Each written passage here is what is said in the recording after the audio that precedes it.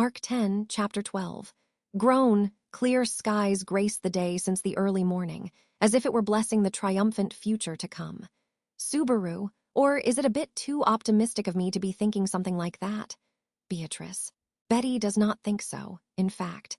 In all actuality, if Phylor's sacrament proves capable of exhibiting the anticipated results, then Subaru's cheerful mood would be nothing more than an advance celebration, I suppose. Subaru. If it's just me celebrating in advance all on my own, then I get the feeling that it really was a bit too cheerful. Hearing Beatrice's follow-up as they walked together, hand in hand, Subaru scratched his cheek with his unoccupied fingers. Given the situation, a part of him did want to stick up for those feelings of unavoidable cheerfulness. But considering how little he himself had actually contributed to that, he could not deny that his spirits were too high. In reality, for their upcoming itinerary, making for the Watergate city of Prestella, and using the sacrament of the Church of the Divine Dragon to provide aid to the victims of the witch cult, there would arrive no moment in which Subaru would be of any particular use. Only as the Knight of Emilia, who would be performing a distinguished role there, and above all, as an individual who had experienced the fierce battle that raged in the city. He wanted to be present to witness the moment in which the abhorrent scars left behind by that struggle were healed once and for all. Subaru, so that's why we'll rely on Reinhard to keep up the hard work for this part, and have him take us along to Prestella as a member of the expedition. Beatrice, naturally, Betty will be coming with you, in fact, together with Emilia, who will thaw the residence she had encased in ice, and with Garfield and Otto, who still have unresolved matters in that town, I suppose. Subaru, Garfield said something about the father of a family he got along with there being a victim of lust, and Otto is going to collect the book he had entrusted to that restorer, huh? Beatrice. Seems like it, in fact. Good grief, what a cunning man, I suppose. Puffing out her cheeks, Beatrice grumbled so, and Subaru pondered her complex feelings on the matter. The book, which Otto had entrusted to the restorer in Prestella, was one of the tomes of wisdom considered to have been left behind by the Witch of Greed, Echidna. However, it was the volume that had been inherited by Roswal. With the single-minded wish to verify its contents, Otto had retrieved the book after it had been mostly reduced to cinders. And while that persistence of his went without saying, it was also difficult to believe the skill of the restorer who claimed he would be able to reconstruct it. But for Beatrice, who had lost her own tome of wisdom in a fire, it must have put her in an extremely delicate state of mind. Beatrice, do not worry, in fact, Subaru. Subaru, Beatrice. Beatrice, if it's the matter of Betty's guide for the future, Subaru now fills that role, I suppose. It is shocking to witness Otto's destitute disposition as he attempts to recycle burnt cinders, in fact. But if he can get the better of Roswal, it is not a bad feeling, I suppose. Subaru. I see. Indifferent to Subaru's worries, Beatrice powerfully puffed out her chest, and finding her to be incredibly lovely, Subaru caressed the head of his adorable contracted spirit to his heart's content. As mentioned previously, the ones traveling to Prestella on the Reinhard Express were, strangely enough, the same members who had gone to Prestella the previous time. If it were possible, Subaru would have liked to mobilize all members of the camp, but he could not put too much strain on Ram, who was currently down on account of overworking. As for the personnel accompanying them from other camps, there would be Reinhard, tasked with the duty of carrying the dragon carriage, and Felt, who seemed to be responsible for supervising him. Then, there would be the central figure of this expedition, Phylor, as a key person, and Sakura, serving as her chaperone. Subaru, to be honest, given the congestion of things that need to be done now, it's not like I don't get the feeling that it might be way too dangerous to bring Felt and Phylor together in the same dragon carriage so suddenly. Beatrice. However, as per what is being said, the two of them have already encountered each other face to face, in fact. Subaru. Yeah, it was the day when Phylor first showed up at the castle, and when she treated Crushsan. On that day, the two of them met for the first time. It also seems like it was Felt who gave Phylor an insignia, and verified if she held the qualifications to be a royal candidate. Beatrice, that girl is far too reckless, I suppose. Usually, the idea of placing one's own position into jeopardy is something one would think twice about, in fact. Subaru. To begin with, she isn't the type of person who depends on her ancestry. That unwavering part about her really gives off a cool impression. Felt's resolute way of living harbored a charisma capable of attracting many people. In actuality, those who wished to have Felt take the throne were those who had been enchanted by her words, actions, and way of being, perceiving their ideals upon those small shoulders of hers, and choosing to follow her.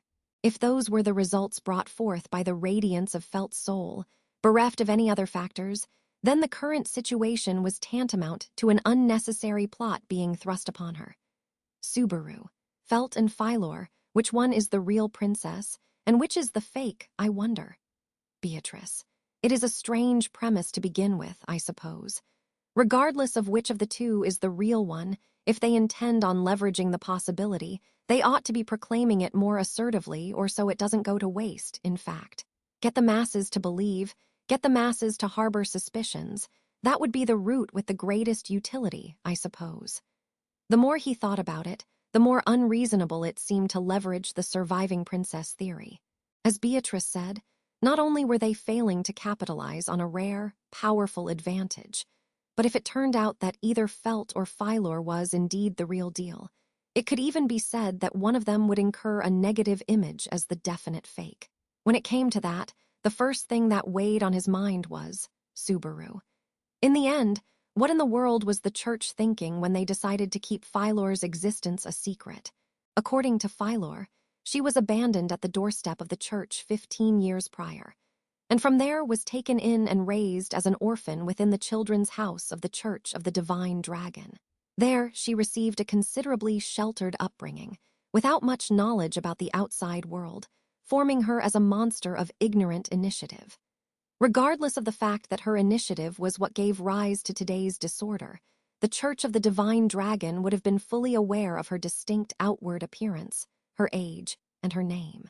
There was absolutely no possibility that they had failed to draw the connection with the Lugunican royal family. Not to mention, if the sacrament that Phylor wielded had the power to combat the authorities of the sin archbishops of lust and gluttony, would it not have been capable of exhibiting its power against the illness that befell the royal family? In that case, why had the Church of the Divine Dragon abandoned the Lugunican royal family to perish? Subaru. So long as that mystery remains unclear, nobody's going to be satisfied. With the holding of the royal selection known far and wide all across the kingdom, the citizens of the nation were all paying attention to who would take the throne in this epoch. In both a positive and negative sense, the people would not turn a blind eye to any conspicuous deeds of the royal candidates, nor would they forget them. Hence, he wanted to know what the Church of the Divine Dragon was thinking, no matter what. For that purpose, Subaru, Miklatov-san's invitation was really a godsend. Beatrice. In fact, beside the nodding, taciturn Beatrice, Subaru recalled the matter from the previous day when they had accompanied Phylor as she went to assent to participation in the royal selection. And together with Emilia, they had held an exchange with Miklatov in one of the conference rooms of the castle. Phylor's bombshell announcement when it came to the selection of her knight. He had been sent into a great spur of befuddlement when that had been dropped, and the scene had ultimately concluded rather chaotically, but Subaru had also managed to secure a benefit. An important member of the Council of Wise Men, and likely one of the foremost intellects in the kingdom of Lugunica, that Miklatov, had agreed to set aside some time to chat with Subaru. While the clamorous Phylor theater raged on in the background, given that there was no harm in asking, Subaru had told Miklatov that he wished to speak with him, to which the latter graciously agreed. Miklatov, HRRMMM. In that case, I shall fit you into my schedule, Natsuki Dono. It just so happens there is a matter about which I would like to speak with you in private as well, Natsuki Dono. Subaru. I'm extremely grateful, but there's something you want to speak to me about. Miklatov, indeed. There is a matter I wish to ascertain, a matter about which I wish to inform you, and a matter on which I wish to consult you. I beg your pardon, but it would be a blessing if you could join this old man for a long chat. With those words, Miklatov flashed a smile that gave the impression of a good-natured old man, informed Subaru of the location of his residence, and scheduled an appointment for their agreed-upon private discussion. That appointment was today, where he was scheduled to depart for Pristella after the passing of fire time. Before that matter of great importance, as Subaru had promised to Miklatov, he was en route to the specified location by himself. No, having received permission beforehand, he also brought Beatrice along with him, as their two hearts beat together as one. Subaru, as per what Miklatov-san said, setting aside whatever he wanted to ask and tell me, it's kinda scary that he said he wants to consult me on something, though I've also got a whole bunch of questions to unload on him. Ideally, I'd like to get him to show us the actual Dragon History Stone, but Beatrice, the Dragon History Stone is said to be managed as strictly as the dragon's blood, I suppose. However, if Betty were to get a glimpse of it, it should be possible to formulate a hypothesis of what its mechanisms resemble, in fact. Subaru, it's not like I really think the Dragon History Stone is suspicious, in and of itself, but the fact that it completely overlooked the annihilation of the royal family, and instead completely described the following royal selection is, well, it made him begin to suspect that there might have been some sort of malice or contrivance behind that. He did not wish to believe that even the deaths of the royal family had been orchestrated. Subaru, in the mausoleum, he had laid eyes upon the sarcophagi belonging to those departed members of the Lugunican royal family. Considering the impact the deaths of the widely beloved royal family had borne, especially that which the death of the fourth prince had borne on Crush and Ferris, with whom Subaru was well acquainted, if there had been somebody's will interfering with that, Subaru would never forgive that person, no matter what. Then it happened just when Subaru thought so, and firmly clenched the hand opposite to the one holding Beatrice's. Stranger, seems like you're thinking of some awfully unsettling things again, my friend. As a witty voice suddenly called out to him from the side, Subaru swiveled his head around in surprise. Upon doing so, his eyes caught sight of a stylish young man waving at him from the vertex of a T-junction in the road. At that friendly greeting, Subaru broke into a broad grin and Subaru, my friend, you're acting pretty overfamiliar all of a sudden, stranger. Oi, oi, oi, you were the one who called me that first. Don't leave me out to dry, Subaru, just kidding. I'm happy to see you again, Tiga. A look of shock upon his face, the young man, Tiga, glared at Subaru's face with squinting eyes as the latter extended his hand with good graces, and after a shrug of his shoulders, he shook the proffered hand. With the successful exchange of the handshake, the revalidation of their friendship was completed, though, Tiga, it seems that you two are in lovely spirits, Miss Beatrice. It is an honor to meet you again. Beatrice. There are no objections from Betty either, I suppose. However, why are you here, in fact? Tiga. Well then, allow me to return the very same question to the two of you. Albeit it is not as though I was sneaking around, but just in case, this was supposed to be a confidential summons. Subaru. Confidential? No way, don't tell me you were also invited by Miklatov-san. Tiga. So that would mean you as well. Subaru and Tiga's eyes widened as they pointed fingers at each other, and Beatrice, standing between them, stood up on her tippy toes to reach up and pull both of their arms down. Seeing her help out with that cute gesture, Tiga exhaled a soft "ha," and Tiga, wow, and I got myself panicked thinking that I was being tailed. No matter how you look at it, you wouldn't bring a child along with you if you were on someone's tail. That's what I thought, but never mind, I'll leave it be. Subaru. What, don't call it quits midway through. I won't get mad, so spit it out. Tiga. Really? I guess I'll say it then, but I thought that if it was the famous Lalamancer, Natsuki Subaru, then it might be a piece of cake for you to bring a child along while actively tailing someone. Subaru, asshole, who are you calling a Lalamancer, you bastard? Tiga. I only said it because you said you wouldn't get mad. At the shameful pseudonym that had resurfaced for the first time in a while, the indignant Subaru attempted to lunge at the other party.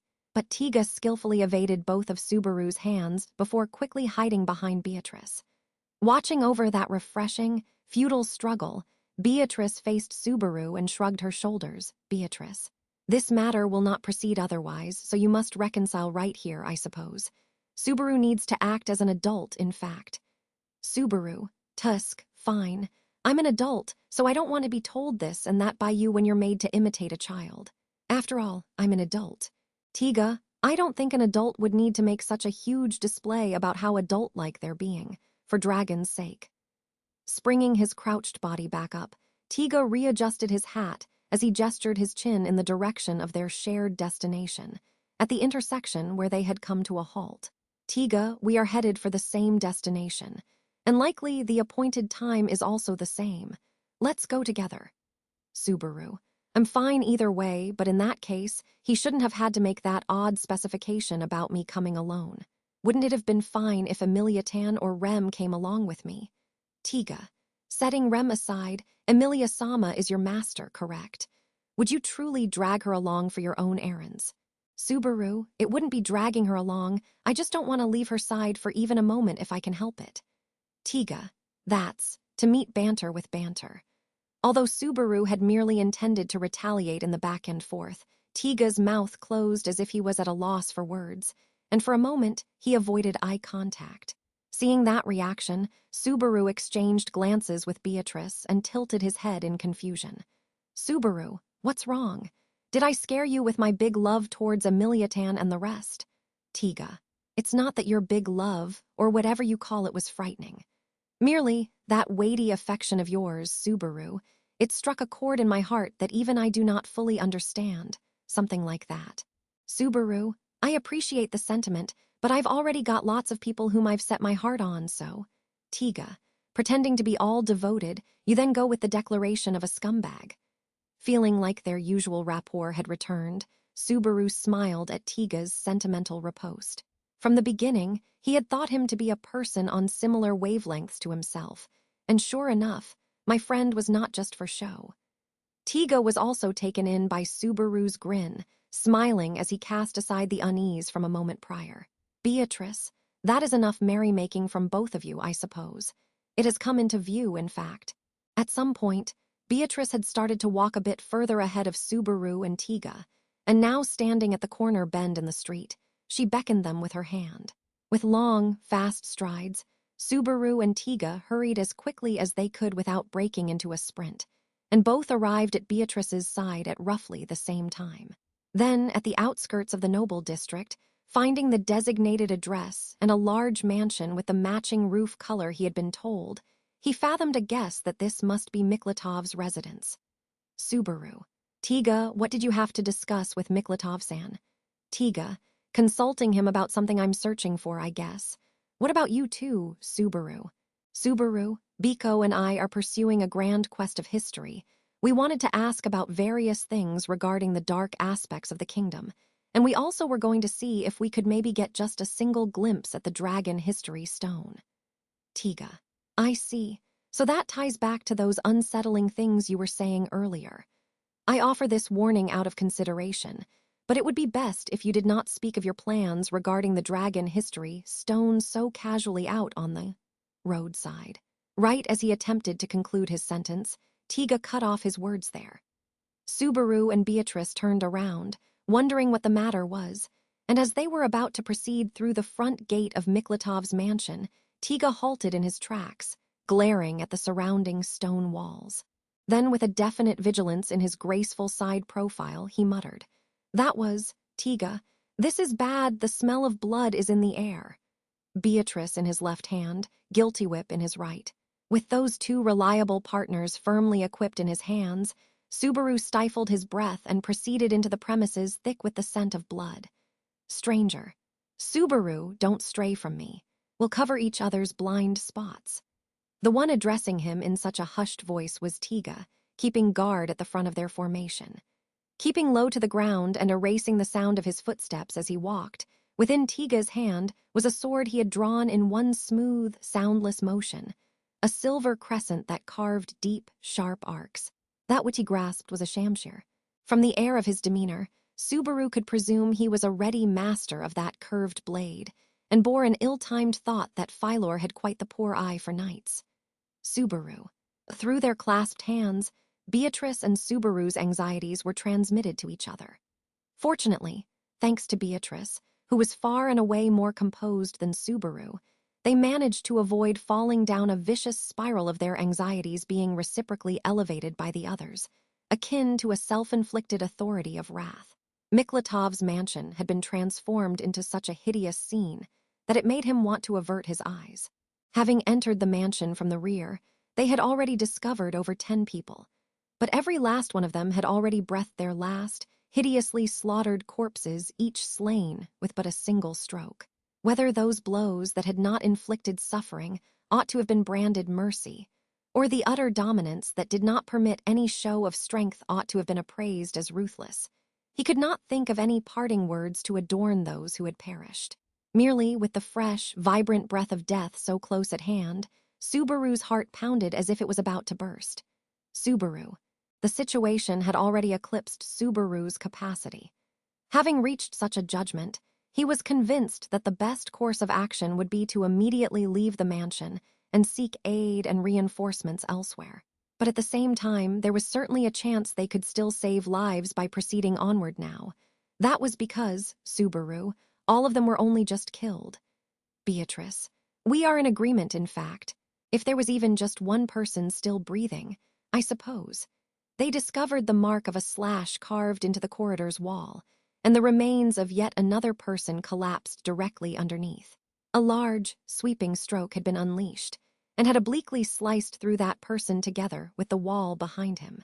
Sliced open by a diagonal slash, the blood of the regrettable dead body had yet to dry, and the bloody stench tinged with heat possessed the characteristic cloying scent of a corpse, peculiar in how the vitality of that which had been alive, but moments ago mingled with death.